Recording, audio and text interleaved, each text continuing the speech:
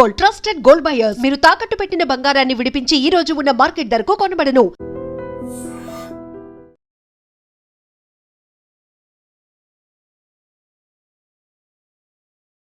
విశాఖ జిల్లాలో ఘోర రోడ్డు ప్రమాదం జరిగింది. ఈ రోడ్డు ప్రమాదంలో డ్యాన్స్ మాస్టర్ పండుకి తీవ్ర గాయాలయ్యాయి. ప్రస్తుతం పండు విశాఖలోని ఒక ప్రైవేట్ ఆసుపత్రిలో చికిత్స పొందుతూ ఉన్నాడు. పండు 2 కాళ్ళకు కూడా తీవ్రంగా గాయాలయ్యాయి. 2 మోకాళ్ళు కూడా తీవ్రంగా దెబ్బలు తగిలినట్టుగా తెలుస్తోంది. తను వెంటనే ఇంకొక కారులో ఆసుపత్రికి తీసుకెళ్లారు. యాక్చువల్గా అనకాపల్లి బాలు రైడర్స్ అనేటువంటి ఒక డ్యాన్స్ గ్రూపు భీమిలి మండలంలో ఒక ఈవెంట్ చేసింది. ఈ డ్యాన్స్ గ్రూప్లో పండు కూడా ఉన్నాడు. అక్కడ ఈవెంట్ పూర్తి చేసుకొని అక్కడి నుంచి బయలుదేరి వస్తుండగా విశాఖ జిల్లా ఆనందపురం మండలం సమీపంలో ఈ ప్రమాదం జరిగినట్టుగా తెలుస్తోంది.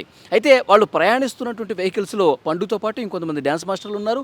అలాగే 3 మహిళలు కూడా ఉన్నారు, మహిళా డ్యాన్సర్లు కూడా ఉన్నారు. అయితే వాళ్ళలో ఒక మహిళకి వాంతులు వస్తాయి. ఎందుకంటే కొంతమందికి జర్నీ పడదు, కొంతమందికి కార్లలో ప్రయాణం చేస్తుంటే కొంచెం వామిటింగ్ సెన్సేషన్ ఉంటుంది. సో వాంతులు అవుతుంటే కారుని ఒక పక్కకు ఆపారు. ఆపిన తర్వాత అందులో ఉన్నటువంటి 2-3 బయటికి రోడ్డు మీదకి దిగారు. పండు మాస్టరు కారులోనే వెనక భాగంలో ఉన్నట్టుగా తెలుస్తుంది. వీళ్ళు కారు ఆపి ఆ మహిళ వామిటింగ్స్ ఓ పక్కన చేసుకుంటుంది, ఆమె కొంచెం ఇబ్బంది ఉంది. మిగతా 2-3 కూడా అర్ధరాత్రి సమయంలో రోడ్డు మీదకి దిగారు. పండు వెనకాలే కూర్చొని ఉన్నాడు.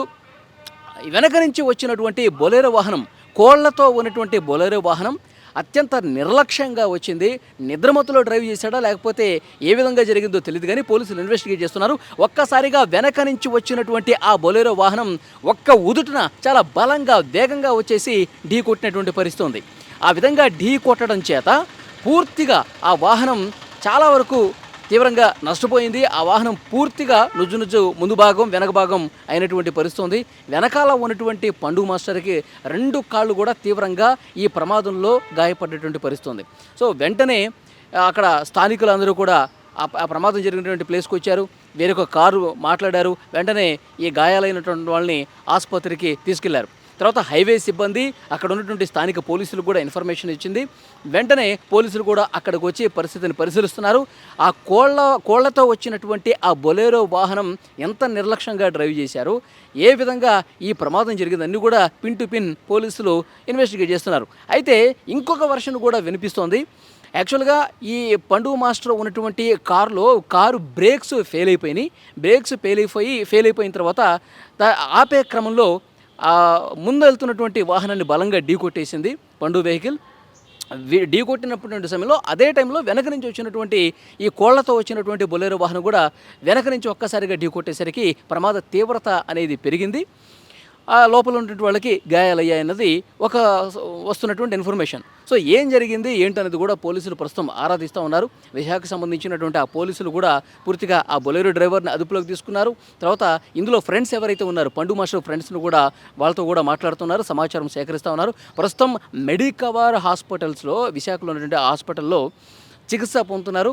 2 మోకాళ్ళు కూడా పండు మాస్టర్ తీవ్రంగా గాయాలయ్యాయి. ప్రస్తుతం ఆ సర్జరీ చేసేందుకు ప్లాన్ చేస్తున్నట్టుగా తెలుస్తోంది. అక్కడే ఉన్నారు ఫ్రెండ్స్ అందరూ కూడా.